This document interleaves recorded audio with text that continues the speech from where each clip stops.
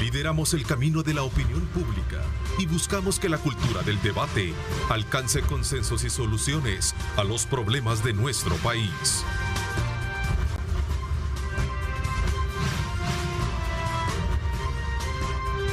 Diálogo con Ernesto López. Son las 6 de la mañana con 30 minutos, 6 de la mañana 30 minutos. Gracias por estar con nosotros a esta hora de la mañana. Vamos de inmediato, desde luego, a presentarles a ustedes importantes análisis, balances y sobre todo también evaluaciones de lo que acontece en nuestro país, tanto en la actividad política, económica y social. Esta mañana, por cierto, vamos a hacer una evaluación del trabajo legislativo desde la perspectiva del partido Nuestro Tiempo y sobre todo también conociendo algunos temas coyunturales. Quiero darle la más cordial bienvenida a su presidente, Juan Valiente, con nosotros. Juan, bienvenido, gracias por acompañarnos. Buenos días, un gusto compartir contigo y con Andy aquí en esta entrevista. Muchísimas gracias. Andy Feller, también director ejecutivo del partido Nuestro Tiempo. Gracias, Andy. Buenos días, bienvenido. Gracias, un gusto estar contigo de nuevo. Bueno, sin duda alguna, a estas alturas ustedes, y de hecho lo decía hace unos minutos, teníamos una deuda con ustedes desde el punto de vista de haber coincidido en agenda para poder conocer desde la perspectiva los trabajos o la evaluación que tienen del trabajo que se ha venido desarrollando en la Asamblea Legislativa, y sé que hay mucho por tratar, sé que una generalidad nos puede permitir, de acuerdo a conocer la sintomatología del partido con relación a cómo se ha manejado o está temporalmente el país. A ver, comienzo contigo, también tienes la palabra, Andy. Bueno, pues mira, nosotros estamos pues realmente preocupados por la dinámica política del país. La dinámica un poco impuesta por el presidente, pues se ha ido, digamos, trasladando a otros órganos de Estado, y ahora en la Asamblea Legislativa, pues de alguna manera priva lo mismo. Entonces, ciertamente hay violaciones continuas al debido proceso, hay irrespeto del reglamento interior de la Asamblea, hay violaciones de los derechos de los diputados, hay, digamos, entorpecimientos para que un diputado pueda ejercer efectivamente su función, como dice la Constitución y el reglamento interior. Y entonces realmente nos preocupa que esta dinámica continúe y que no se permita realmente el espíritu de la democracia. El espíritu de la democracia es de distribuir información, de debatir, de comunicar, de informar, y eso ya no está pasando en la Asamblea Legislativa. Y realmente de continuar será muy difícil que los diputados que no son del partido de gobierno o los aliados pues, puedan hacer su trabajo a conciencia. A veces tenés aprobaciones de dictámenes que no se han leído, se leen en la comisión después que ya fueron aprobados en la Asamblea. O sea, hay un desorden que realmente raya en la incompetencia, pero nosotros creemos que es a propósito. Ok, vamos a ver, Andy, ¿cuál es tu lectura? Y luego entramos puntualmente a abordar temas vigentes. A propósito de la dinámica de la nueva Asamblea Legislativa, yo quería empezar la mañana señalando algo que me parece curioso y que le está dando vuelta los últimos días, y es que a nosotros, que somos parte de la bancada de oposición, o como ellos nos llaman, los que estamos en la esquina, estos partidos opositores en los que entran Arena, FMLN, Vamos y Nuestro Tiempo, ellos a nosotros nos consideran irrelevantes, nos consideran actores con los que no necesitan establecer diálogos, con los que no necesitan establecer consensos para aprobar los decretos que están pasando por la Asamblea Legislativa, que a propósito de los decretos, de todos los que se han aprobado en las 9 sesiones plenarias que ya van, poco más del 85% de los decretos vienen de Casa Presidencial, y el resto es lo que ellos han legislado como diputados de la República. Pero para ellos nosotros somos irrelevantes, y con cierta razón. Ellos tienen una bancada de 56 diputados, no necesitan los votos de ningún otro partido político. Pero por eso mismo me pregunto yo, ¿por qué hay otros actores que a lo mejor también para ellos serían irrelevantes, pero que los protegen, que los consienten un poco?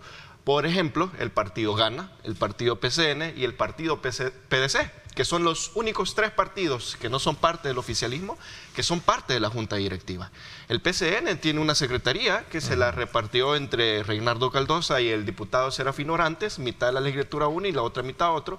Gana tiene una secretaría y una vicepresidencia dentro de la Junta Directiva, y el único diputado del PDC tiene otras secretarías en la junta directiva. Entonces, pareciera que ahí hay algunos pactos con los que ellos funcionan, con los que ellos trabajan, con los que ellos operan y con el único propósito de cumplir lo que te mencionaba a un inicio. El 85% de los decretos que lleva esta nueva Asamblea Legislativa provienen de Casa Presidencial y de ahí emanan leyes inconsultas, leyes que se aprueban de forma express y se les señala, aquí no es oponerse por oponerse, es tratar de ser un guía, de tener el debate parlamentario por quienes están dentro de la Asamblea Legislativa y decirles, miren, no están cumpliendo con los procesos, es una forma ilegal en cómo se están aprobando algunos decretos y algunos de espalda a la población salvadoreña, por ejemplo la ley del Bitcoin, que creería yo que esta es uno de los decretos más emblemáticos en donde quienes incluso están muy a favor de este gobierno, sobre todo de la imagen del presidente,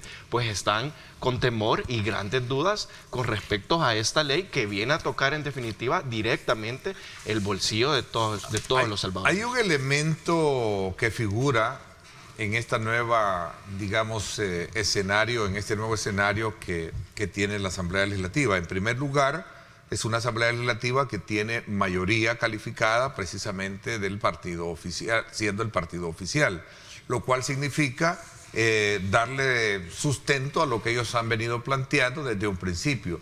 En el país hay que cambiar las cosas de raíz y eso de alguna manera pues me lleva a pensar de que obviamente lo que en el pasado se ha tenido a costumbre tratar, pues si lo seguimos tratando vamos a seguir con más de lo mismo. A ver. Bueno, realmente el tema no es, cuando dices cambiar las cosas de raíz, eliminar los fundamentos de la democracia, porque lo que no hemos tenido adecuadamente es una democracia participativa genuina. Lo que debemos hacer es profundizar la democracia y si ciertamente uno tiene suficientes votos para aprobar casi cualquier cosa, bueno, obviamente la Constitución establece límites, aunque ahorita de momento no queda claro si esta bancada reconoce los límites constitucionales, pero en todo caso, si tenés suficientes números para aprobar casi cualquier cosa, entonces, ¿qué más da hacer las cosas correctamente? ¿Qué más da hacer las cosas a la hora del día para que todos podamos estar informados? ¿Por qué tenemos que seguir teniendo sesiones plenarias hasta altas horas de la noche o en la madrugada para aprobar decretos porque el presidente dice que le urgen?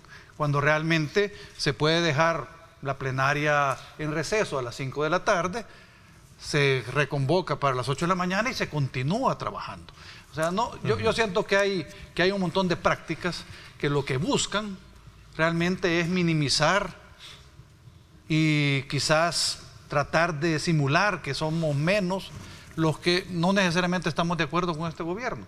Que ahorita, si ahorita fueran las elecciones, ciertamente después de la ley Bitcoin, yo creo que Nuevas Ideas no sacaría 56 diputados. Ciertamente el presidente sigue diciendo que es un tema de poder ideológico y realmente no es eso. Nosotros, como nuestro tiempo, los que hemos integrado nuestro tiempo, hemos estado con estas banderas de lucha que ahorita enarbolan Nuevas Ideas, pero que no las cumplen las acciones. Entonces hay que ser coherente. ¿Quiénes están con el partido de gobierno en la junta directiva y en alianza en las votaciones en Asamblea Legislativa? Aquellos diputados políticos muy cuestionados del pasado. Ahora tienes aquí, va a venir una diputada de Nuevas Ideas de la comisión que está evaluando las entregas de dinero a ONGs. Entonces hay que preguntarle qué piensa de lo que sucedió con la ONG de la esposa de Guillermo Gallegos. Si no recuerdo mal, en 2 periodos fiscales se le dieron cerca de $550,000 a esta ONG. Y cuando esto salió a la luz, bueno, gracias a Dios, un poco por vergüenza quizás, devolvieron una cantidad importante al Ministerio de Hacienda, pero lo del año anterior nunca lo devolvieron. Entonces, con ellos están aliados. También está en la Junta Directiva un diputado quien por extinción de dominio le quitaron cerca de $1 millón. ¿Y eso qué significa? $1 millón que el sistema judicial salvadoreño estimó que había sido mal habido. Y entonces promueven transparencia y a esta altura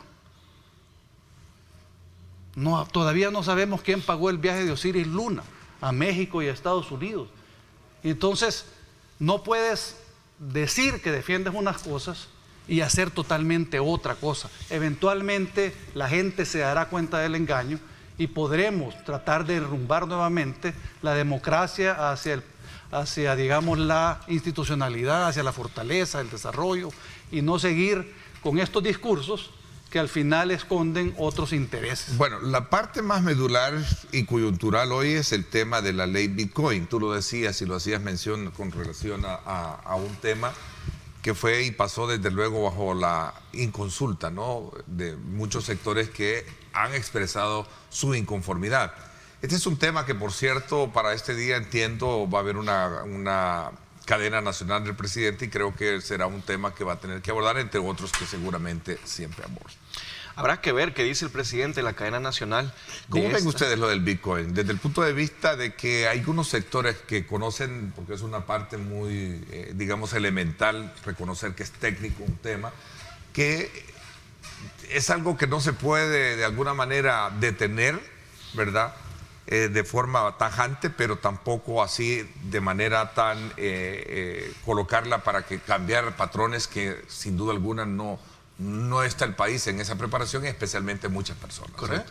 Lo que sucede con esta criptomoneda, que es una moneda digital que no existe en físico, es que hay bastantes elementos que son completamente complejos por sus componentes tecnológicos. Por ejemplo, la gente no se le ha explicado qué es el blockchain, que es la tecnología con la que funciona el Bitcoin.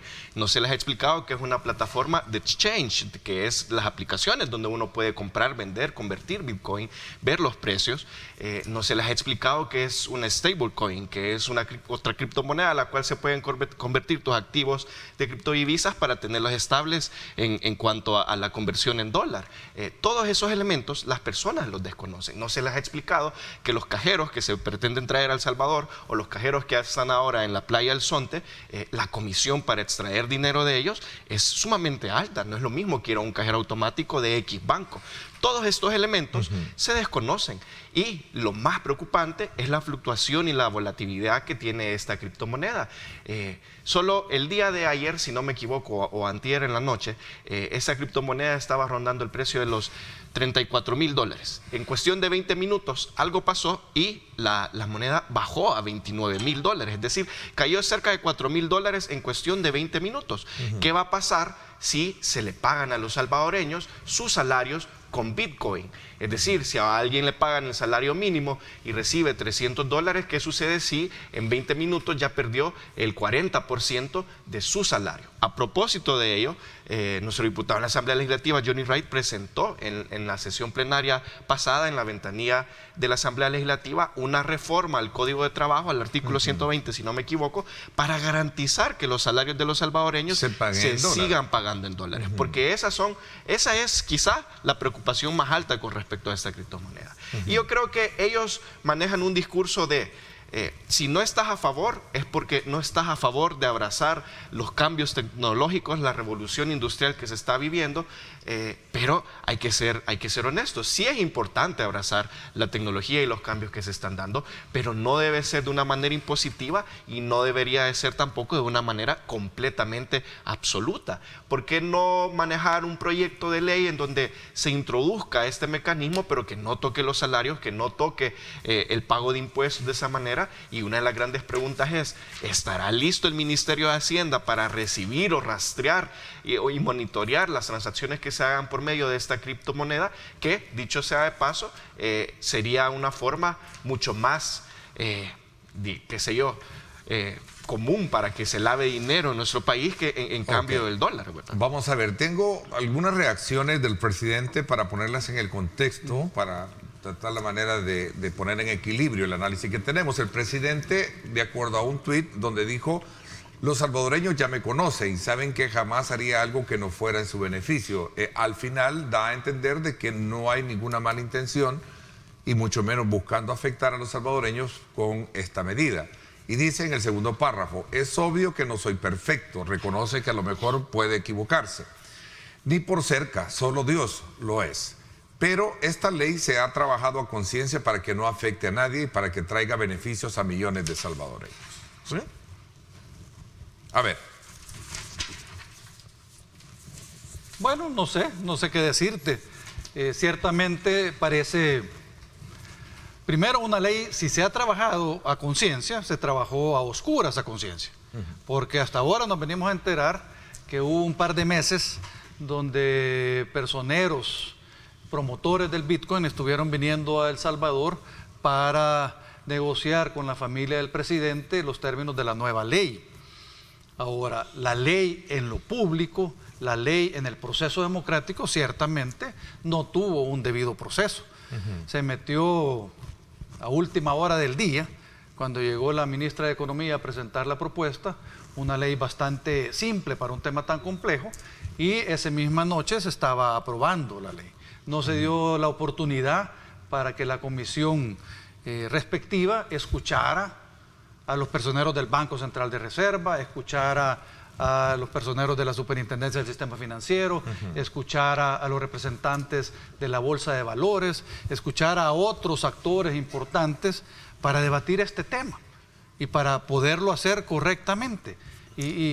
Y ciertamente no es porque uno está en contra de la tecnología. Tú sabes que yo lidero desde hace cerca de 25 años esfuerzos importantes de tecnología en el sector educativo. Y creemos en la transformación digital. Pero las cosas hay que hacerlas correctamente y hay que dar el espacio para que se discutan, y una vez que estén discutidas, pues puedan ser aprobadas en la medida en que beneficien a la gente. ¿Cuál puede ser un beneficio de este, que no era necesario hacerlo ley porque podía ocurrir ya, pero así como ocurre en el SONTE, que en el SONTE no hay un marco jurídico, pero hay una voluntad personal, una decisión de los individuos y pueden hacer transacciones en Bitcoin? Uno de los beneficios tan afamados es reducir el costo de transacción de las remesas familiares, que en nuestro país rondan cerca de los 6.000 millones de dólares. Ciertamente, si uno ve y estudia el tema, sabe que para trasladar remesas al país se paga entre el 1, si es una cantidad grande, y el 8% del monto que estás mandando. Ahora, no pagas otras comisiones. No tenés que pagar una comisión para transformar dólares en Bitcoin y luego una comisión para transformar Bitcoin en dólares. Y además, no tenés el peligro de la volatilidad que, como mencionó Andy, que en 20 minutos perdió casi 20% del valor. Entonces, que se supone que el Bandesal va a venir a rescatar a los salvadoreños que tienen pérdidas por la volatilidad, pero al final el dinero de Bandesal es el dinero de todos nosotros. O sea, es como que nos saquemos el dinero de un bolsillo para meternos en el otro, pero al final perdemos todos. Entonces, ciertamente, esta discusión hay que tenerla de manera adecuada, y lo que hay que ver es a quién beneficia. Entonces, por ejemplo, ¿qué ha dicho Stephen Hanke, que es un economista experto de Estados Unidos? Dice: intereses oscuros han puesto los ojos en el país, en El Salvador. Entonces, ¿qué está implicando? Que los más beneficiados de hacer moneda de curso legal, el Bitcoin, no de permitir transacciones, porque eso es otra cosa, ¿verdad? En la libertad de cada uno, pero de hacer moneda de curso legal en El Salvador, él está implicando que favorece a aquellas personas que están vinculadas a actividades delictivas y que quieren aprovechar El Salvador y la criptomoneda para beneficiarse. Ok, veamos otro tema. Ya ustedes y tú particularmente, Juan, lo mencionabas. A ver, ¿les parece bien el hecho de la formación de una comisión que investigue esa designación de fondos que se les entregaron a las ONGs y que, de acuerdo a especialistas en el área jurídica, eso desde un principio era ilegal? El día de ayer, por cierto, en el programa de radio, este servidor tenía el debate junto con los panelistas y sí coincidían, siendo abogados, dos, de que sí, desde todo punto de vista era ilegal ese tipo de transacciones y aprobaciones que se hacían en la Asamblea Legislativa para designarle fondos a estas organizaciones. Algunas a lo mejor valederas desde el punto de vista de la justificación de su trabajo, pero otras que a lo mejor no lo tenían.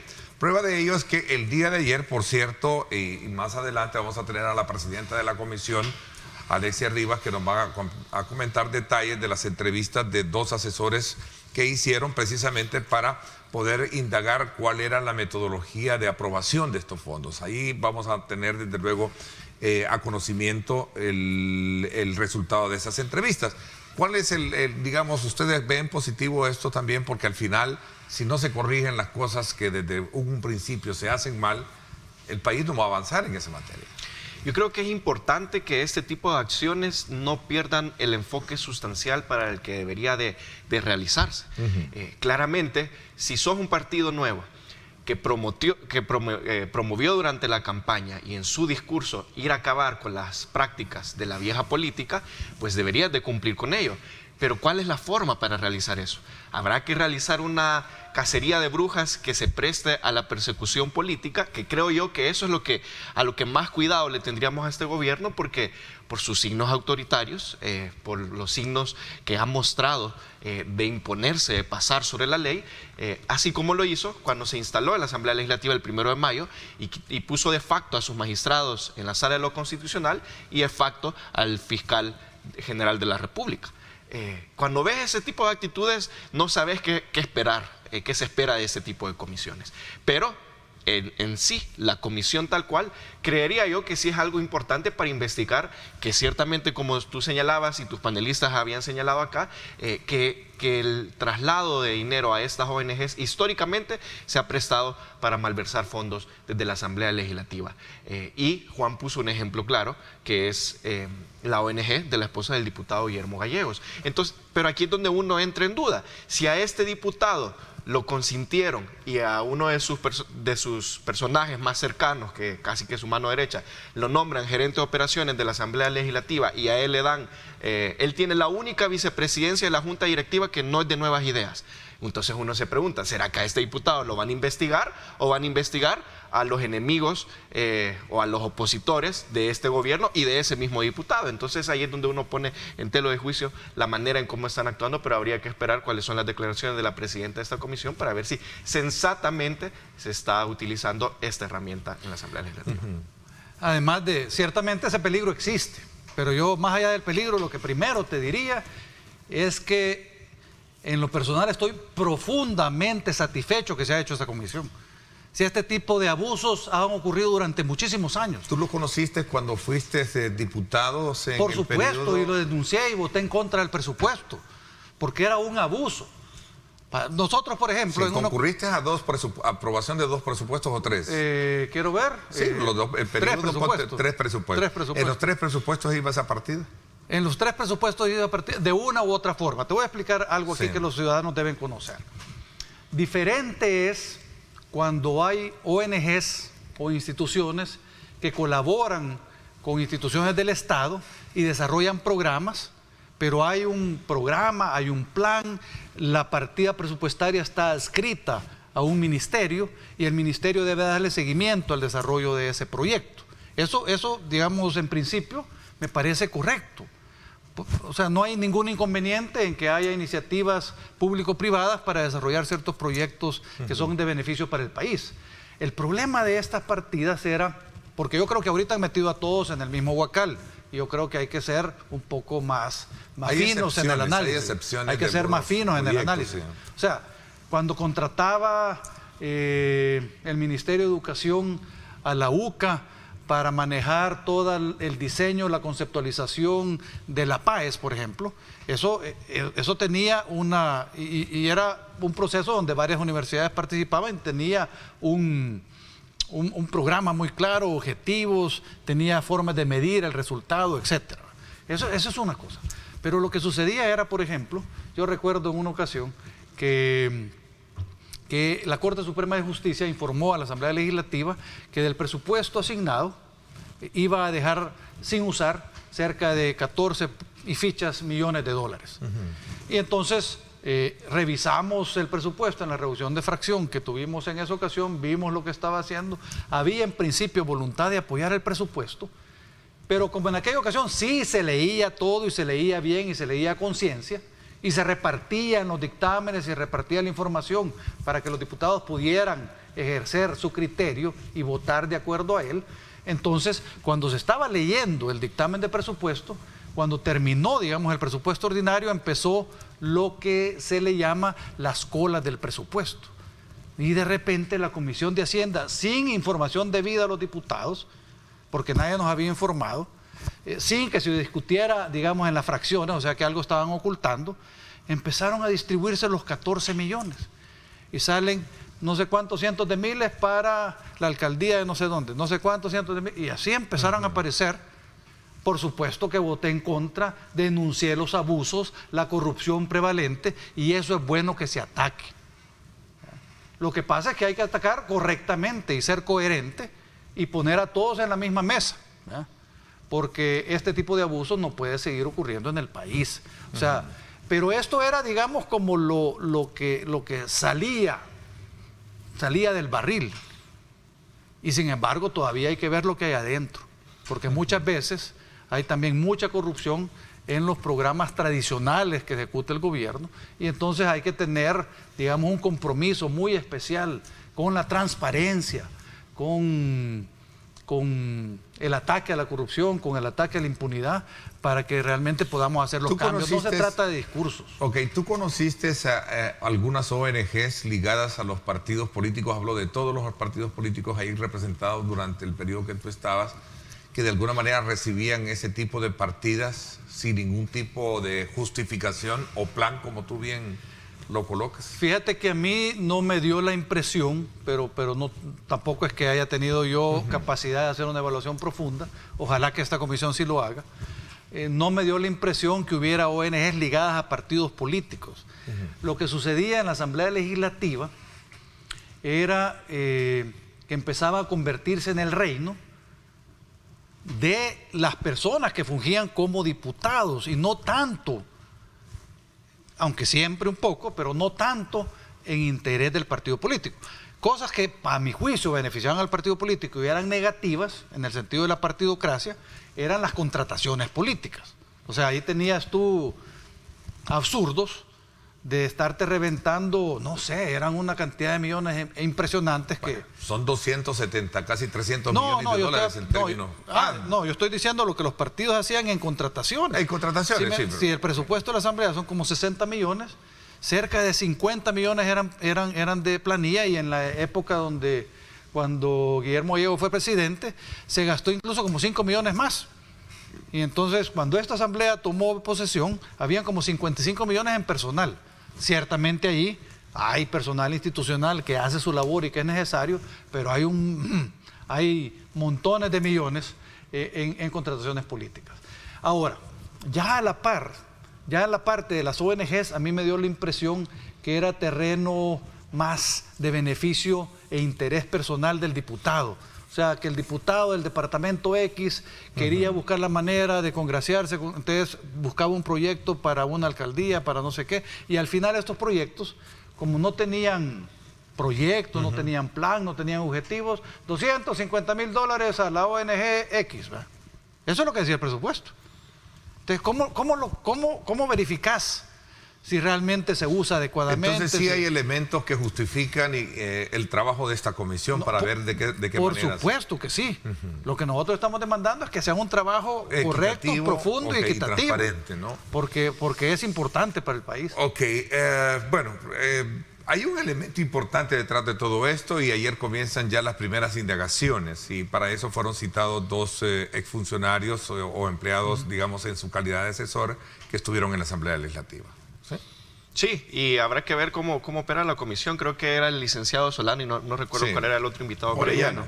Y actual magistrado. Vi declaraciones de la presidenta de la comisión en los medios de comunicación en donde ella comentaba que habían encontrado incongruencias, al menos en las declaraciones de uno de sus invitados. Entonces habrá que ver cuál es el informe final que emite esta comisión. Que se tenga al respecto. Lo cierto es que quienes tomaban la decisión al final eran la junta directiva. Mira, el licenciado Noel Orellana y el licenciado Alejandro Solano, todos los que hemos estado en la Asamblea sabemos que los técnicos, los jefes y los gerentes no pintan.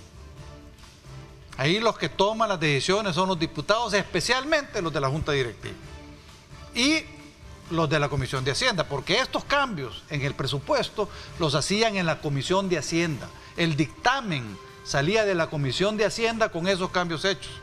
Y los dictámenes, los ciudadanos deben saber, son firmados por los miembros de la comisión. Así llegan al Pleno y se aprueban por el Pleno.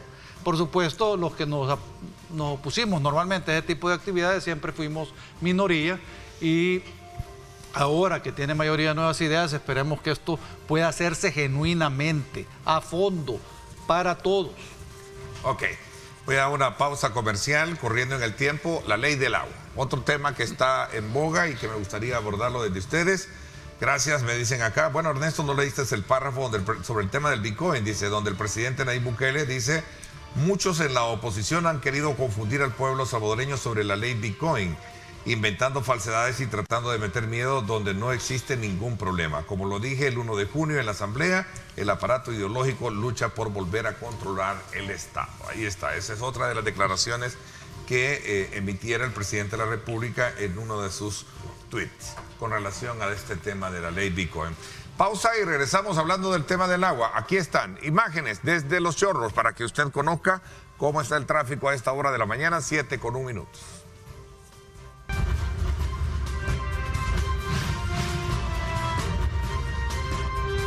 Diálogo con Ernesto López. Gracias nuevamente por estar con nosotros. Vamos a ir corriendo en el tiempo para también conocer la opinión de ustedes con relación al tema de la ley, la discusión del tema de ley de agua.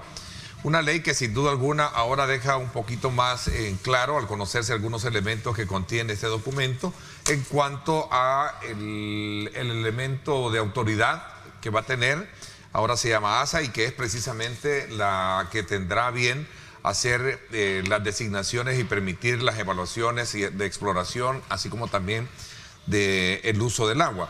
¿Cuál es el elemento que a ustedes de alguna manera les preocupa a la hora de ver este documento ya planteado, y sobre todo también que a la base se menciona de que será una instancia, como es el caso de la ASA, la Asociación, la Autoridad Salvadoreña del Agua, la que va a tener precisamente concentrada todo el elemento de regulación? Andy, vamos a ver. Para introducirnos al tema del agua, solo quiero hacer un hincapié importante. Sí. Y es que cuando vemos este tipo de proyectos, como la ley de agua, como la ley del Bitcoin que nosotros vimos, lo que pasó con los magistrados, lo que está pasando con la comisión de las ONGs, uno al final del día, que es parte del sistema político, reflexiona. ¿Qué haríamos nosotros si tuviéramos esa cantidad de diputados? Si tuviéramos esos 56 votos para decidir y hacer de una. Yo creo que aquí lo que está pasando, Ernesto, es que tienen una oportunidad de oro para legislar a bien, para legislar y sentar un precedente, dejar un legado en que las cosas empiecen a hacer bien en las siguientes legislaturas que vengan de ahora en adelante, pero no lo están haciendo. Por poner un ejemplo para entrar al tema del agua. Cuando destituyeron a los magistrados de la Corte Suprema de Justicia, lo que uno hubiese esperado, en realidad, de hacer ese tipo de cosas autoritarias, y se discutió en la campaña, y creo que lo discutimos varias veces en este set en la campaña política, reformar el proceso de elección de estos funcionarios, de los funcionarios de segundo grado, reformar el reglamento interior, pero no lo hacen. Y con esto me introduzco al tema. Cuando salió el tema de la ley de Bitcoin, quienes estaban negociando en Miami esta ley, quienes llegaron al Pleno a ver la aprobación de esta ley, no son funcionarios públicos de alto rango en el gobierno, son los hermanos del presidente. Y yo me pregunto, ¿bajo qué autoridad es que ellos monitorean y negocian este tipo de proyectos de ley? ¿Será que va a suceder lo mismo con la ley de agua? Esta ley de agua siempre ha tenido en disputa el tema del ente rector. En las legislaciones anteriores, cuando estaban agavetadas 3, 4 anteproyectos de ley en la Comisión de Medio Ambiente, ese era el impasse para que se aprobara la ley de agua. ¿Quiénes iban a conformar el ente rector? Habían anteproyectos de ley que contemplaban que en el ente rector debería participar el Ministerio de Medio Ambiente, Comures, y que algunos contemplaban la participación de la NEP. Y ahí se volvió un gran impasse porque el tener participación de la NEP en el ente rector abrió la puerta a que las personas empezaran a hablar de aquí se quiere privatizar el agua. Y habían otros discursos que se manejaban como, bueno, yo lo dije en la campaña, que no haya participación de la NED y que se abra más participación a la academia, a la sociedad civil. Pero ahora lo que estamos viendo es que la propuesta del gobierno, que lo está haciendo de puertas cerradas a las organizaciones que han luchado por años para que exista una ley del recurso hídrico, no participan. Y el ente rector que está contemplando sería impuesto únicamente por el gobierno. Entonces lo que se estaría haciendo con esta ley de agua es que el chorro, la llave del chorro, se le estaría dando al gobierno de turno. Y no estamos saliendo de nada. Aparte de ser inconsulta, le están dando un gran poder al gobierno de turno, y no debería de ser así. Por eso es que la participación de los colectivos sociales debería de ser fundamental. Por ejemplo, las juntas de agua en nuestro país han operado por muchísimos años a falta del recurso hídrico. Aquellas zonas donde no cae agua potable, se conformaron estas juntas de agua para trabajar y velar que las personas más necesitadas pudiesen gozar de algo tan vital, de un derecho humano como es el agua. ¿Por qué no se está contemplando a las juntas de agua en este proyecto de ley, que son fundamentales? Que la experiencia que tienen es esencial para construir un proyecto de ley que realmente cumpla con esta deuda histórica que tiene el país, porque es una deuda de décadas con respecto a la ley de agua. Pero lo que estamos viendo es que van a imponer su ley. Al menos ahora creo yo, y es el análisis que hago, que después de ver la impopularidad que ha tenido la ley de Bitcoin, que se aprobó de forma express, al menos ahora van a conformar una comisión especial para aprobar esta ley de agua. Creería yo que lo más sensato es que en esta comisión especial, ya que la van a crear, que escuchen a los diversos sectores, que escuchen a los colectivos sociales, que escuchen a las juntas de agua, que escuchen a la academia, incluso que escuchen a los demás diputados de los partidos de oposición de la Asamblea Legislativa, y que aprueben una ley de agua que sea realmente consensuada entre todas las personas. A ver, ese es el reto quizás más grande. Yo ayer tenía este debate, por cierto, estaba Andrés McKinley, que es un conocedor del tema, y decía, lo importante de todo esto es escuchar a la población, porque al final es la que tiene la mayor, digamos, experiencia y sobre todo la mayor necesidad, porque una cosa es que en un marco legal tú logres establecer trazos o metas de mediano o largo plazo, pero al final a la gente no le va a poder garantizar que tenga agua todos los días, porque ese es el problema. Mientras nosotros, y lo digo así, no me canso de repetirlo, mientras estamos acá cómodamente en este set, yo sé que hay mucha gente allá en sectores muy populosos que no tienen agua, y no solo de hoy, a lo mejor de días atrás. Hay poblaciones en el oriente del país que pasan 15 días sin tener agua. No puede ser.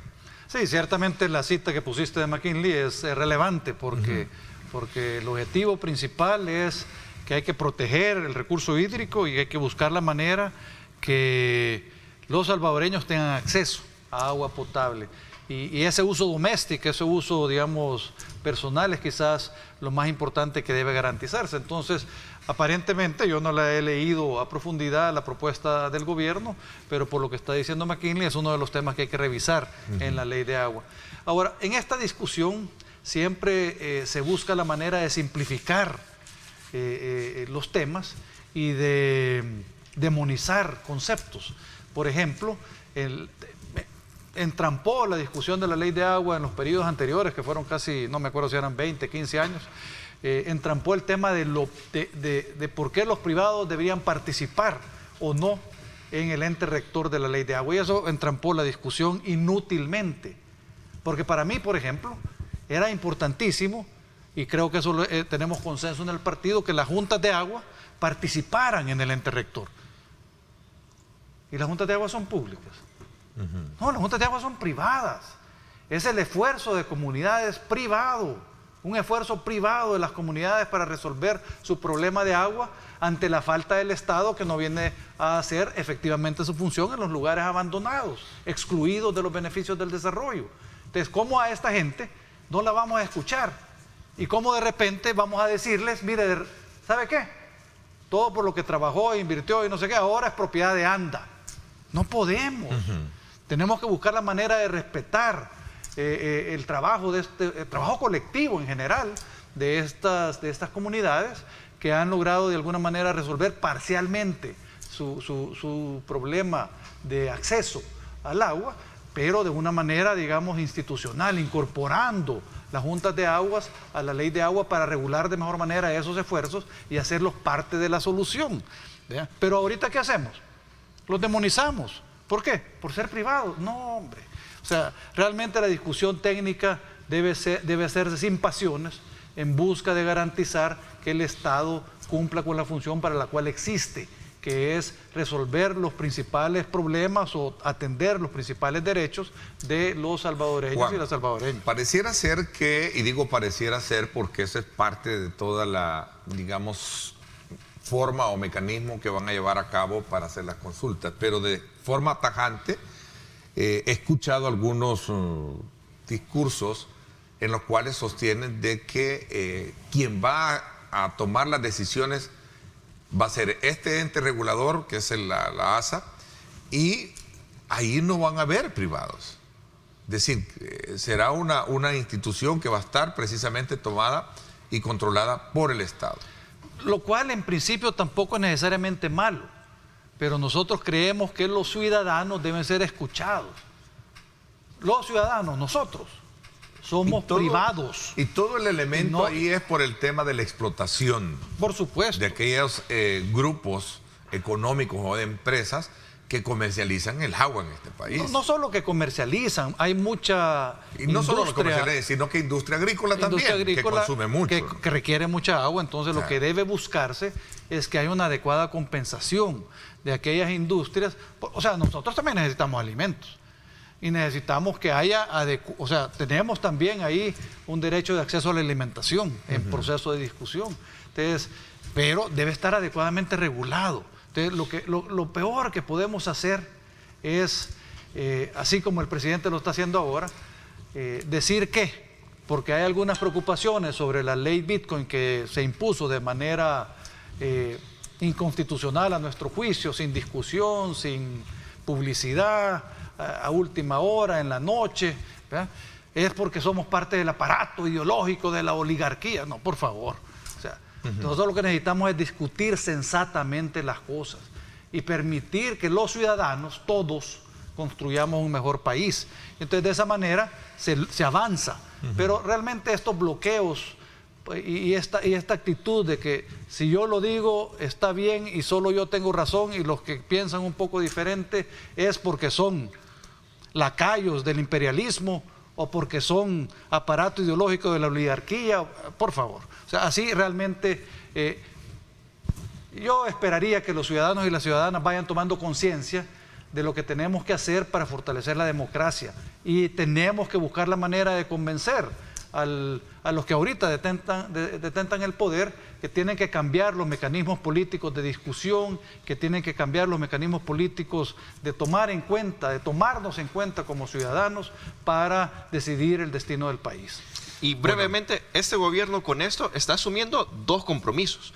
El primero, ya que el legislativo aprueba las leyes que provengan de CAPRES, el compromiso inmediato es escuchar a las organizaciones de la sociedad civil y escuchar a la ciudadanía para aprobar una ley de agua que realmente les beneficien. Ese es el primer compromiso inmediato.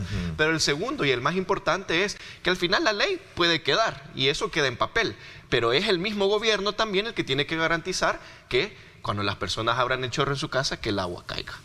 Bueno, no sé si ya se logró comprobar o confirmar precisamente la muerte del diputado Adelmo Rivas, ¿verdad? A raíz, perdónenme un poco porque me dicen acá, sí parece ser que ya hay confirmación. Sí, sabíamos que estaba grave sí. en la UCI y que hay otros diputados enfermos y algún personal.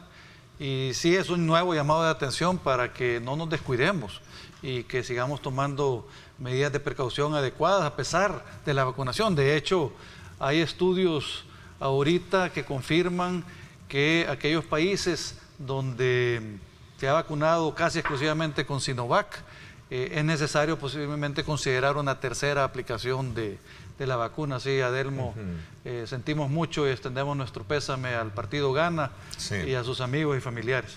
Sí, desde horas de la noche se conoció esa información. Pero bueno, también quería sumarme, precisamente por eso lo mencioné, sumarme a su familia, precisamente para ser solidarios en este momento difícil.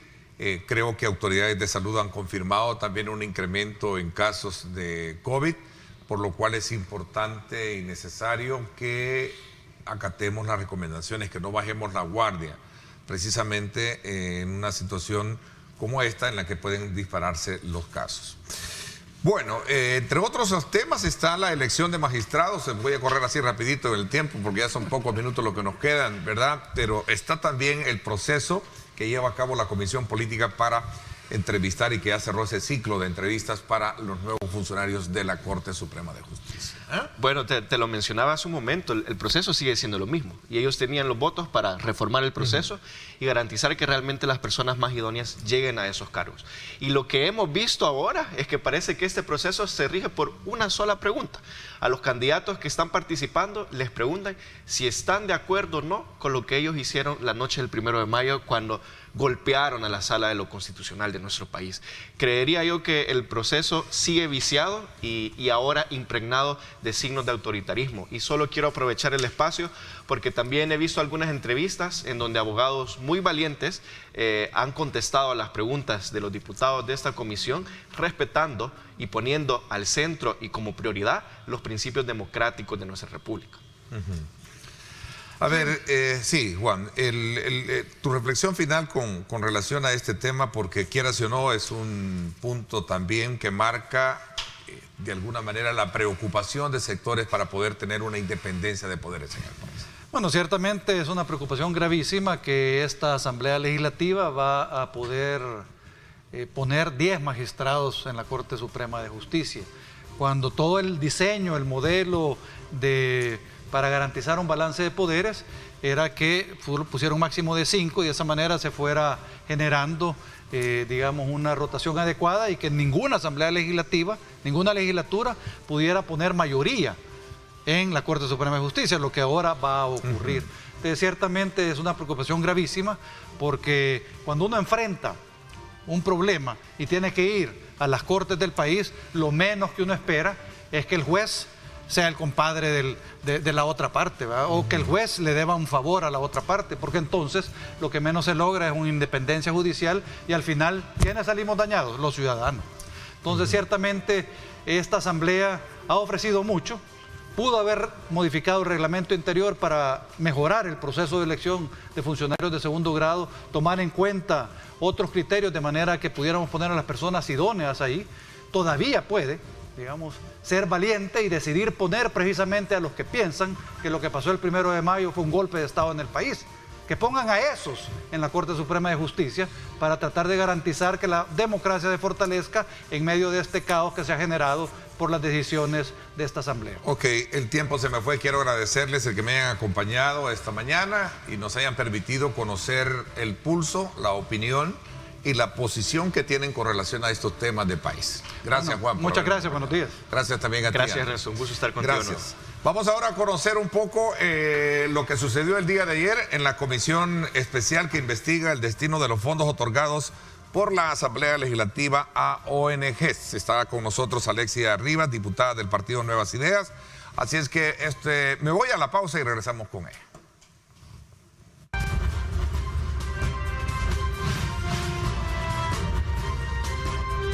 Diálogo con Ernesto López. Bueno, gracias nuevamente por estar con nosotros. Quiero darle la más cordial bienvenida a Alexia Rivas, diputada del partido Nuevas Ideas. Ella es presidente de la Comisión de la Mujer, presidenta de la Comisión Especial también que investiga el otorgamiento de fondos de la a ONGs. Es relatora de la Comisión de Reformas Electorales y también ella pertenece a la Comisión Política. Un gran currículum lo que lleva, de responsabilidades. Alexia, bienvenida, buenos días, qué gusto tenerte. Muchísimas gracias, Ernesto, gracias por la invitación, el gusto es mío de estar nuevamente. Un saludo también a todas las personas que sintonizan sin duda este canal y por supuesto que vamos a estar conversando de toda esa coyuntura política que se ha estado viviendo en el seno específico de la Comisión Especial que tengo el honor de presidir. Así es, y vamos a comenzar quizás con lo más nuevo, precisamente de estas entrevistas que ayer se llevaron a cabo en la comisión que investiga el destino de fondos públicos para ONGs. ¿Cuál es la impresión que tuviste y tal vez un poco en resumen introductorio, también como parte introductoria de lo que podemos conversar de ese trabajo? Claro, es muy importante mencionar que la comisión fue conformada en el seno del Pleno Legislativo, es decir, fuimos juramentados por el Pleno con 63 votos, lo cual por supuesto que le da toda la legitimidad y también el carácter potestativo que la misma tiene, de acuerdo incluso a todas las leyes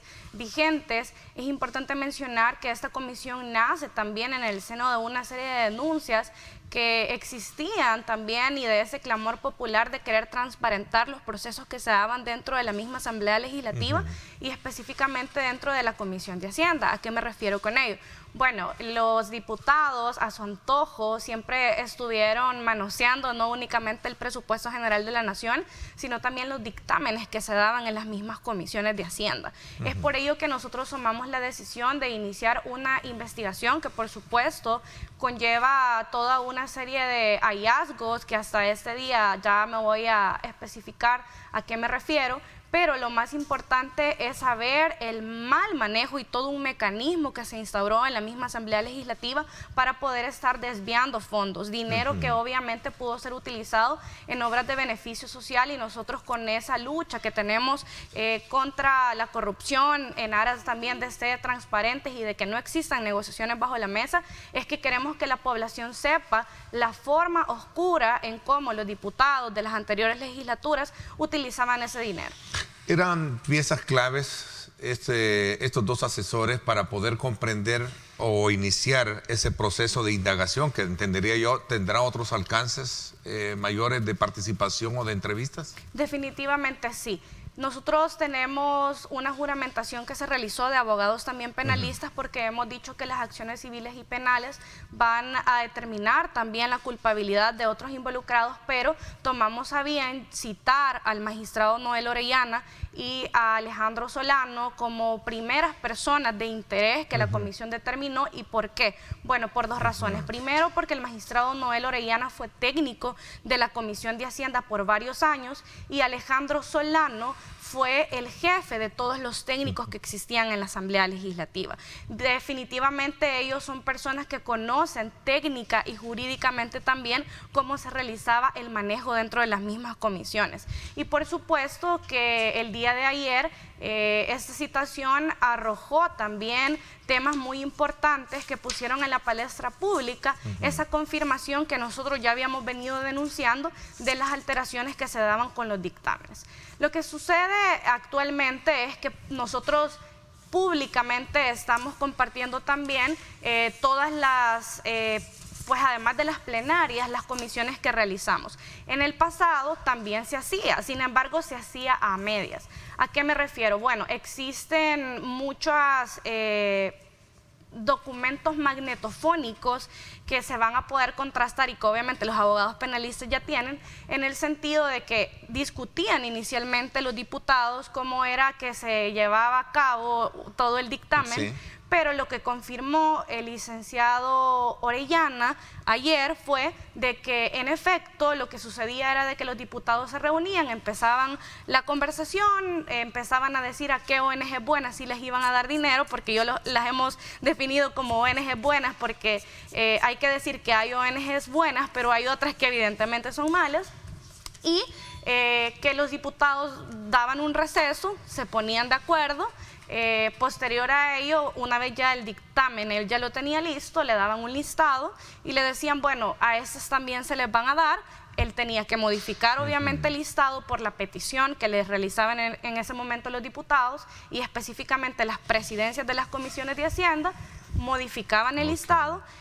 Y eso no era público. O sea, todo se manejaba de acuerdo a la versión que daba Noé. Le pusimos muchísima atención a eso y creo que tú me lo estás comprendiendo. Es que todo se fraguaba precisamente a partir de la autoridad de los diputados. Al final ellos lo que les tocaba eran aceptar lo que decían los diputados. Exactamente, él fue explícito también en mencionar que eran los presidentes de las comisiones de Hacienda quienes le pedían. En el caso de la Comisión de Hacienda, el presidente que avalaba la firma de todos los ahí presentes. Pero Arena y el FMLN y obviamente todos los demás partidos que estaban en la comisión se ponían de acuerdo previamente para determinar a qué ONG sí se les iba a dar dinero. Luego el presidente de la comisión le daba el listadito a él, y incluso fue un tema muy importante el que mencionó ayer, el hecho de decir que a veces pasaban semanas en las cuales los técnicos trataban de hacer que cuadraran los números, porque a veces por centavitos quizás no casaba la información, pero los diputados luego le decían, no, mire, no se preocupe, es que aquí está el dinero que le hace falta y ya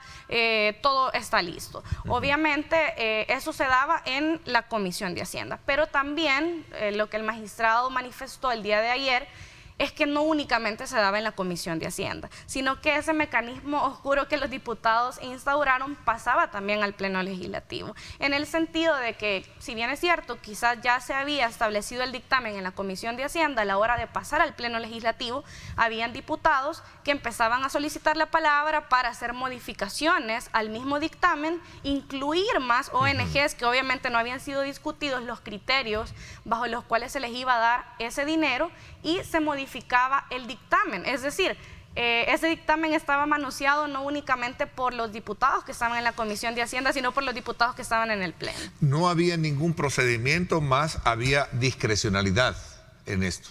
No había un procedimiento, porque entiendo que él decía, no había, decía Orellana. Una de las preguntas que se le hacían eran cuáles eran los mecanismos, bajo qué artículos se amparaban, por qué se violaba el principio de publicidad y máxima discusión, que eso existe en cualquier tipo de comisión, en cualquier tipo de parlamento, y que eso permite también la transparencia y que las personas, en este caso los salvadoreños, sepamos qué están haciendo los diputados, qué hacen con nuestro dinero, cómo se está manejando, cuáles fueron los criterios, y él fue explícito en decir no había un procedimiento. Eso por supuesto que lleva a acciones arbitrarias, es decir, los diputados antojadizamente, a su discrecionalidad, determinaban a qué ONG sí les iban a dar. No me queda la menor duda que eran a las ONGs de sus amigos, a las ONGs que probablemente se conformaron con sus familiares. Y otro dato importante fue, Ernesto, y es que es importante mencionar que los alcances que esta comisión está teniendo van a ser más amplios, porque él mencionó que habían incluso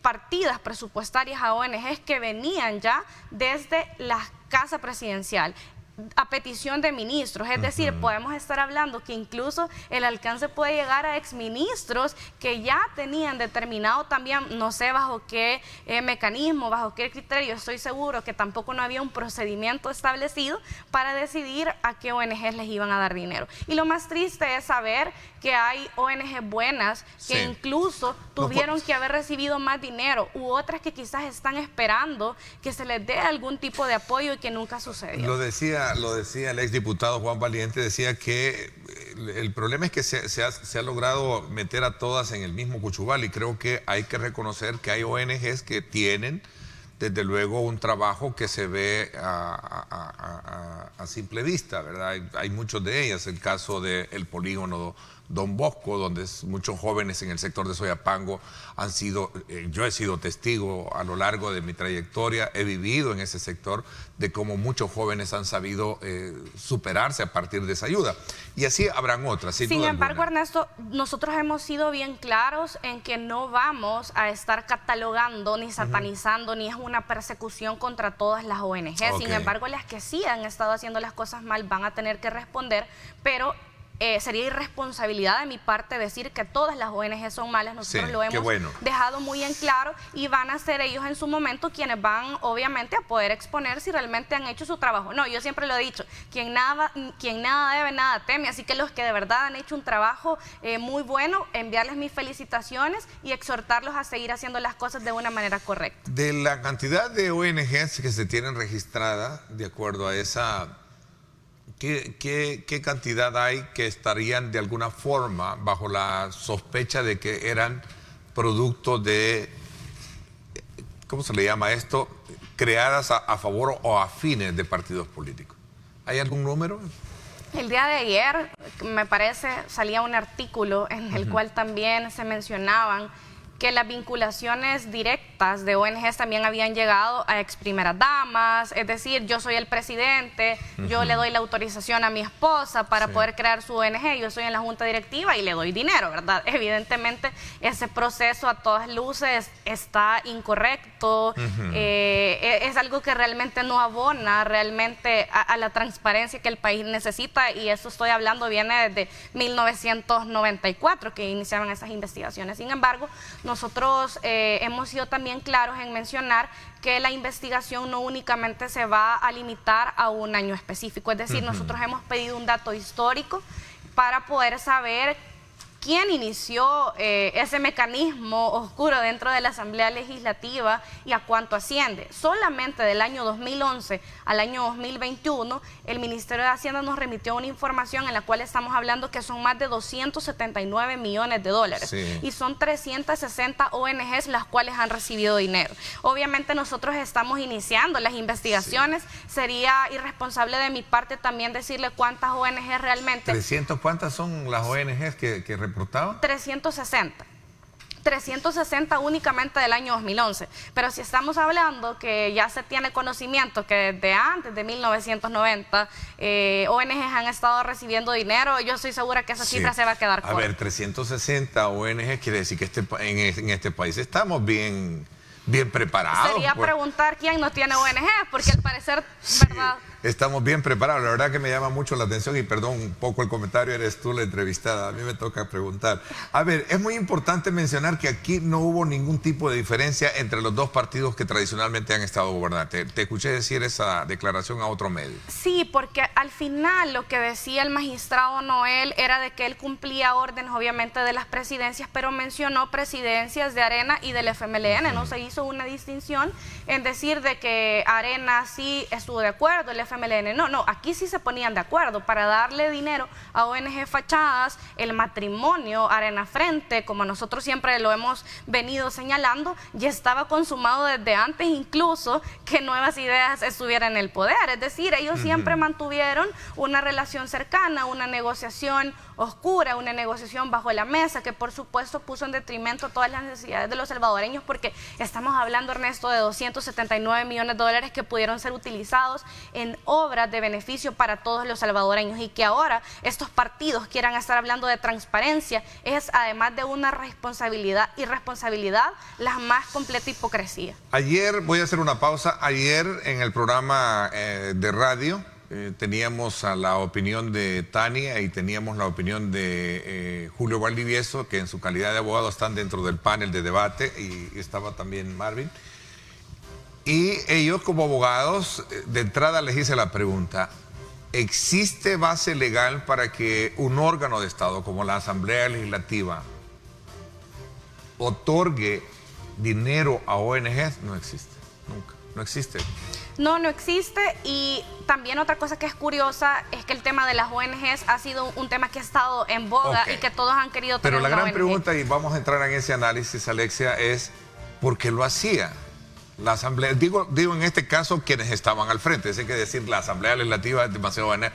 Quienes estaban al frente de eso, ¿por qué hacían algo que a la vista no había sustento legal? Lo dicen los abogados. Vamos a hablar de eso cuando regresemos. Perfecto. Vamos a la pausa. Gracias por estar con nosotros.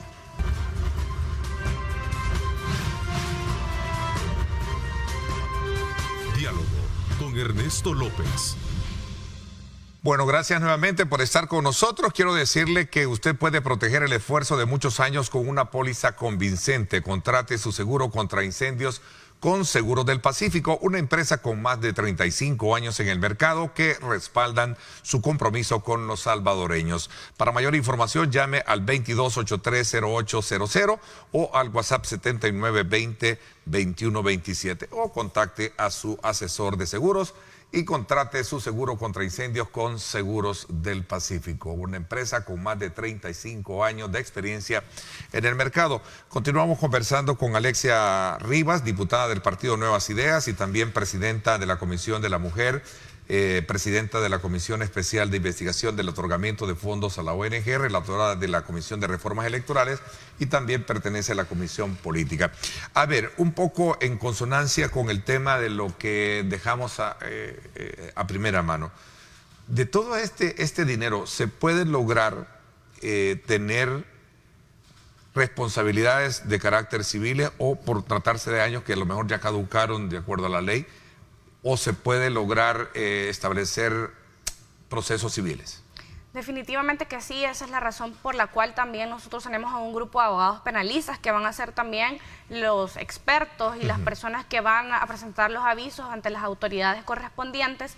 Y acá, Ernesto, yo podría destacar dos cosas. Primero, además de toda la corrupción que se había enquistado en la Asamblea Legislativa, es saber que los poderes fácticos también tenían instaurados en la Asamblea Legislativa a personas que estaban cuidando sus intereses, porque el día de ayer con Alejandro Solano nosotros veíamos que él mencionaba que no se acordaba, que él nunca había visto un dictamen de Hacienda, además de que había sido el jefe de todos los asesores, pero lo más preocupante desde mi punto de vista es la falta de ética que existía en la misma Asamblea Legislativa, porque yo le presenté a él, luego de que nos estuvo mintiendo reiteradamente, y eso quedó también en el récord de toda la comisión, el hecho de mostrarle unos documentos donde estaba su firma, que él había revisado los dictámenes de Hacienda, incluso unos los había observado, y a pesar de haberle leído el Código Penal y el artículo que establece lo relacionado a falso testimonio, dijo: yo nunca he visto dictámenes de la Comisión de Hacienda,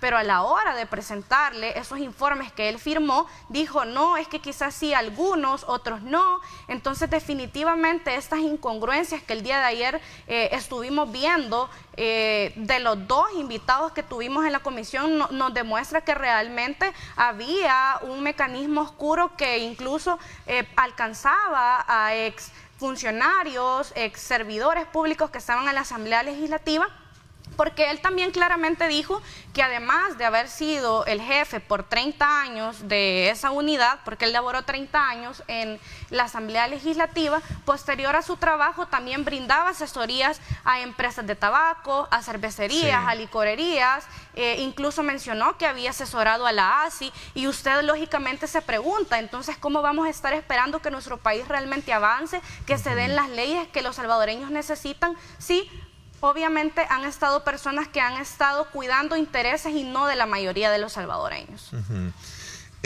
Sobre la base legal, obviamente es un tema que lo discutíamos anoche, pero hay otro elemento importante detrás de todo esto. ¿Van a citar a exdiputados como Asamblea Legislativa? Sí, el día de ayer ya se empezaron a dar nombres y apellidos de personas que pudieron haber estado vinculadas. Sin embargo, como yo ya le mencionaba, los alcances de esta comisión van a ser más que extensos, y esto podría llegar incluso a exfuncionarios que estuvieron en el órgano ejecutivo, porque así fue también como lo mencionó el magistrado. Nosotros vamos a determinar en estos próximos días, porque la comisión está abierta en carácter permanente, quiénes van a ser las próximas personas citadas, que incluso también pueden ser ex empleados públicos de la Asamblea Legislativa, porque también Alejandro Solano mencionó que habían más técnicos que tenían conocimientos. El magistrado Noel Orellana mencionó que él sí le reportaba de esas irregularidades que sucedían en la Comisión de Hacienda a Alejandro Solano, pero él lógicamente lo negó. Entonces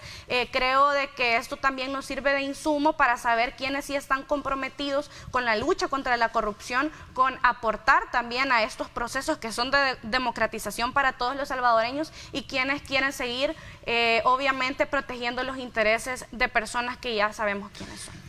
¿Quedaron satisfechos con la opinión de ellos, que eran al final los responsables de de viabilizar esos dictámenes para ya sea archivarlos o aprobarlos o someterlos al pleno de los técnicos?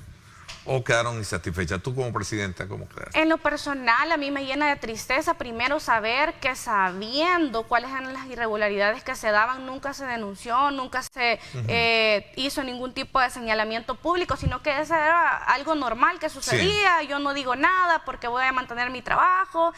Lo segundo es que nos lleguen a mentir a la comisión, aún sabiendo, porque Alejandro Solano sabe, es abogado, cuáles son las implicaciones y la potestad que la misma comisión tiene, y los delitos que él pudo haber estado cometiendo a la hora de estar mintiéndole a la comisión. Creo de que es un momento de reflexión, y también yo hago una invitación a que las próximas personas que vamos a citar también puedan saber que no vamos a estar permitiendo que se nos esté mintiendo. Y ustedes querían nombres, querían de alguna manera, digamos, como lograr obtener nombres de los responsables de hacer todas estas asignaciones. Noel Orellana mencionó que los presidentes de la Comisión de Hacienda en esos momentos era Gerson Martínez, Lorena Peña, estuvo alguien de Arena, que no recuerdo ahorita el nombre, y otra serie de personas, Milena de Escalón, que en esos momentos también fueron parte de esas presidencias de la Comisión de Hacienda. Sin embargo, yo estoy seguro de que esto no únicamente llega a ellos, sino que por supuesto sobrepasa también todos los límites morales de los diputados que estaban en la misma comisión. Ok, me piden una pausa más. Paul Steiner me escribe, dice la revista Probidad de 2000 da fe que todas las fracciones de partidos tenían ONGs con las cuales se favorecían entre sí. Hay, así, en evidencia... Julio Gamero se llamaba, el presidente de el presidente de la comisión. Sí. Sí. Vamos a la pausa y regresamos con más.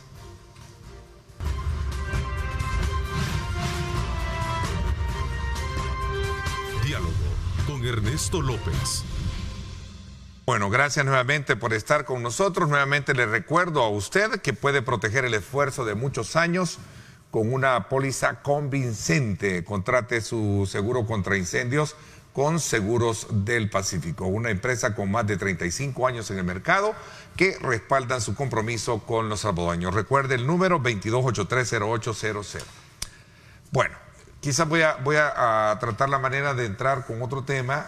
Al final, como tú dices, los alcances para poder lograr tener mayor información es el hecho del citatorio a exdiputados. Ellos van a tener que ser citados entonces para la próxima semana. Nosotros nos reunimos con bastante frecuencia. Ya le mencionaba que la comisión es abierta en carácter permanente y en esos días vamos a determinar si serán exdiputados, exfuncionarios, específicamente exministros, porque eso también fue lo que dejó entrever ayer el magistrado, o incluso ex trabajadores de la Asamblea Legislativa que pudieron haber estado vinculados directamente a ese mecanismo. El trabajo va a ser abierto y transparente de la comisión. Definitivamente, y yo siempre he dicho que además de llegar hasta las últimas consecuencias, nosotros vamos a poner sobre la mesa a todas esas ONGs, independientemente de los partidos a los cuales hayan pertenecido, porque yo siempre lo he dicho, nuestra verdadera lucha debe de ser contra erradicar todos estos mecanismos, claro. Y eso por supuesto que si alguien, independientemente del partido que haya sido, se benefició de esto, el pueblo salvadoreño merece saberlo. ¿No hay persecución política como en algún momento la oposición o algunos sectores lo están creyendo? ¿Qué hay? Y yo no entiendo por qué ellos dicen persecución política, si yo estoy segura que los salvadoreños que realmente tienen necesidades no tienen estas ONGs.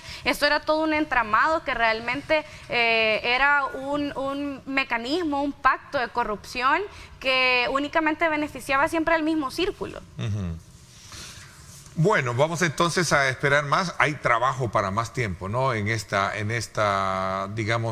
tarea que tienen. Sí, y la verdad es que nosotros queremos hacer las cosas de la manera correcta. Eso no es una persecución. Esto únicamente es el inicio de poder saber realmente de cómo de verdad se va a utilizar el dinero de todos los salvadoreños. Y sobre todo, algo muy importante, Ernesto, de que esto de verdad ya no vuelva a suceder. Creo que nosotros como una nueva bancada, yo siempre lo he dicho, como una generación de políticos responsables que realmente quiere ayudar a la transformación de este país, ya no puede seguir permitiendo que todos esos tentáculos de la corrupción lleguen hacia las instituciones, específicamente la Asamblea Legislativa. Ok, veamos un poco el tema relacionado con este otro papel que tienes dentro de la comisión política con relación a las entrevistas que se han hecho y se cerraron ya del ciclo a aspirantes a la Corte Suprema de Justicia. ¿Qué se busca y cuál es el espíritu mismo que va a tener esto? ¿Lograr una independencia de criterios? Yo soy muy motivada realmente y me siento muy honrada de que mi partido haya tomado a bien permitirme la oportunidad de poder aportar también mis conocimientos dentro de esa misma comisión. Yo fui una persona muy crítica respecto a todos los procesos de elecciones de segundo grado. De hecho, creo que conversamos cuando era candidata en este mismo set respecto a cómo deberían de ser también las nuevas formas de elección, personas independientes, personas probas, personas de verdad que cumplan ese perfil de idoneidad y sobre todo que realmente respondan a los intereses de los salvadoreños. Esto nos va a abrir la posibilidad de elegir en un cúmulo de personas que se han presentado a esta comisión, de elegir a las mejores. A nosotros no se nos han dado las preguntas que tenemos que estar realizando como en el pasado se hacían, ni tampoco se les dieron a a los candidatos que han desfilado en esa comisión, porque una de las primeras peticiones que tuvimos el día que nos instalamos como comisión era una nota de fusadas en las cuales remitían un cuestionario para podérselos dar a los candidatos a magistrados, y es como que usted ya tenga las preguntas que le van a salir en el parcial. ¿Qué preguntas eran? ¿De qué naturaleza? Realmente no me acuerdo, No sé. soy honesta, ni siquiera lo revisé, porque eso de alguna forma iba a ser subjetivo, no Ok. iba a ir con ese perfil que realmente queremos buscar. Yo sé que antes en esas comisiones se acostumbraban a que los diputados incluso les daban las preguntas a los candidatos, pero si usted se fija, las preguntas que nosotros hemos estado realizando obviamente son para conocer el perfil profesional y también la manera de pensar de las personas que al final van a estar en un órgano tan importante y que también tienen una decisión de conducción de país como es la más alta magistratura. ¿De alguna manera dejaron buena impresión a su paso los que ya cursaron esa entrevista? Hay muy buenos perfiles. En lo personal, si usted me pregunta, me parece que hay candidatas muy excelentes que han respondido de la manera correcta, a pesar que solo son 8 mujeres de las 30 que Sí. son candidatos. Eso también demuestra que incluso en el órgano judicial se necesita mayor participación también de las mujeres, no únicamente en la Asamblea Legislativa ni en las demás instituciones. Sin embargo, también han habido hombres que han respondido de una forma muy contundente, que me parece que podrían ser muy buenos perfiles. ¿Tú crees en la independencia de poderes? Me Totalmente, decías. creo en la Desde un principio independencia. fuiste crítica de la forma de elección y crees en la independencia de poderes. Creo en la independencia de poderes porque eso abona a la construcción de una sociedad más justa, una sociedad más equitativa, y ese ha sido uno de los problemas que ha existido en nuestro país. La mora judicial también ha existido, además de la mora legislativa, y creo que ahora tenemos la oportunidad de poder demostrar nuestro compromiso con la independencia, pero sobre todo también que las instituciones funcionen y que respondan a los salvadoreños, porque no es posible que hayan amparos, habeas corpus, sentencias de inconstitucionalidad pendientes, porque los magistrados siempre han utilizado a su discrecionalidad esos mecanismos para poder responderles de manera selectiva y brindar justicia a unos salvadoreños y a otros no. Y la ley ya dice que todos somos iguales. Ok, y estos cuestionarios estas preguntas que se han, digamos, como lanzado a la hora de las entrevistas, ¿son de forma improvisadas o se tiene también ya la comisión logró consensos para lograr establecer un cuestionario, no? Sí, se han trabajado dentro Ok. del mismo seno de la comisión, porque no podemos estar lanzando preguntas Sí, que yo crea en al ese azar. momento que son importantes. Y no tomar en cuenta estos que en el pasado hacían esos aportes, porque recuerdo que FUSADE sí siempre y otras organizaciones han abogado porque sea un cuestionario donde verdaderamente se toquen aspectos elementales del Sí, rol que van a desempeñar estas Y yo personas. creo que si ellos realmente quieren personas independientes, entonces deberían de permitir que bajo esa misma lógica de independencia sea la comisión quien elija y determine, porque es un mandato también de la Constitución esa forma de elección y quienes también los van a elegir, y que confíen en que realmente las personas que estamos en esta misma comisión somos personas comprometidas con la independencia judicial. ¿Se va a cumplir los términos de la elección? ¿No va a haber atrasos como en el pasado? No, nosotros estamos trabajando, de hecho, en estas últimas 3 sesiones han sido sesiones muy largas. Sí. Hemos iniciado alrededor de las 2:30 de la tarde y hemos finalizado en la última, después de las 9 de la noche, y ya se entrevistaron a los 30 candidatos que se tenían en el Sí, estado. veo en tu currículum que tienes una gran responsabilidad de estar presente en eventos. Y de hecho, voy a aprovechar tu presencia para que me comentes. En septiembre vence el plazo que dio la Corte Suprema de Justicia con relación al tema de la implementación del voto en el exterior y sobre todo el andamiaje de logística para llevarse a cabo. Sí, Ernesto, ¿cierto? las violaciones que se dieron a los salvadoreños en el exterior y la falta de compromiso que también se tuvo no únicamente del Tribunal Supremo Electoral, sino también de la misma Asamblea Legislativa, es un sentir que los salvadoreños en el exterior nos han venido manifestando, y aprovecho la oportunidad para enviarles un saludo. Ellos se quedaron muy tristes de no poder haber votado por, obviamente, muchos de los perfiles que ellos consideraban idóneos. Muchos tuvieron que venir a nuestro país para poder ejercer un derecho que también ya está en la misma Constitución, y esta nueva sala determinó que antes del 15 de septiembre nosotros tenemos que resolver ese tema en la Comisión de Reformas Electorales, de la cual también soy relatora. Nosotros hemos estado trabajando, de hecho en la sesión anterior tuvimos la visita también de 2 organizaciones de la sociedad civil que también aportaron todo su conocimiento, y lo más importante, que de primera mano nos dijeron cuáles consideran ellos que son los mecanismos que pudieran funcionar, porque al final esto es algo que ha pasado. Ellos saben de primera mano cuáles son los problemas que se han dado en otros países del mundo y obviamente nosotros no queremos cometerlos, sino que queremos también integrarlos y ser inclusivos. ¿Por qué no se ha tomado en cuenta la opinión del Tribunal Supremo Electoral? Lo digo porque en su momento ellos expresaron de que no habían sido llamados o invitados para poder dar su punto de vista. Nosotros hemos manifestado que sí se van a llamar, no únicamente al tribunal, sino también va a llegar el director del RNPN. Sí. Y lo que sucedió es que primero íbamos a estar tocando aspectos de forma para después llegar a los de fondo. Es decir, primero íbamos a escuchar a las personas que estaban interesadas, a ver cuáles son los problemas para luego ya iniciar con todas las instituciones involucradas para hacer un trabajo articulado que al final es indispensable. Perdón, una pregunta que me parece interesante y no puedo soslayarla, aprovechando y regresando al tema del trabajo de la Comisión de Investigación del Otorgamiento de Fondos a ONG.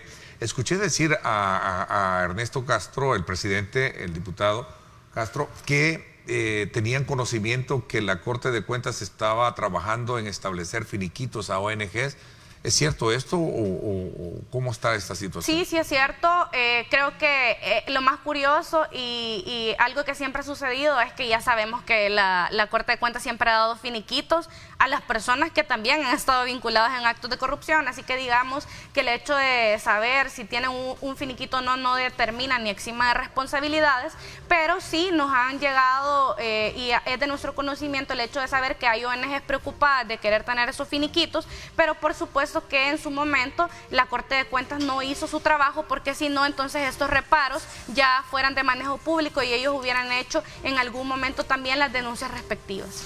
Bueno, el tiempo se me fue. Quiero agradecerte, Alexia, que nos hayas acompañado esta mañana, felicitarte por toda esa tarea que tienes al frente de todas estas importantes comisiones, ¿verdad? Con presidenta de la Comisión de la Mujer también. Sí, no pudimos hablar respecto a ese tema, pero también aprovecho el espacio para decir que como presidenta de la Comisión de la Mujer vamos a iniciar una serie de visitas a los tribunales especializados para poder constatar de primera mano también si se está aplicando la ley y si no, pues poder también iniciar todos los mecanismos para construir una sociedad libre de violencia. Así es, voy a tener a bien invitarte más adelante también para que nos acompañes y ampliemos esos temas. Gracias y nuevamente por habernos acompañado. Gracias. A usted, amigo, gracias por acompañarnos. Mañana, debate político semanal, no se lo pierda, 6:30 de la mañana. Gracias, pásenla bien y como siempre recuerden lo más importante, amar a Dios sobre todas las cosas.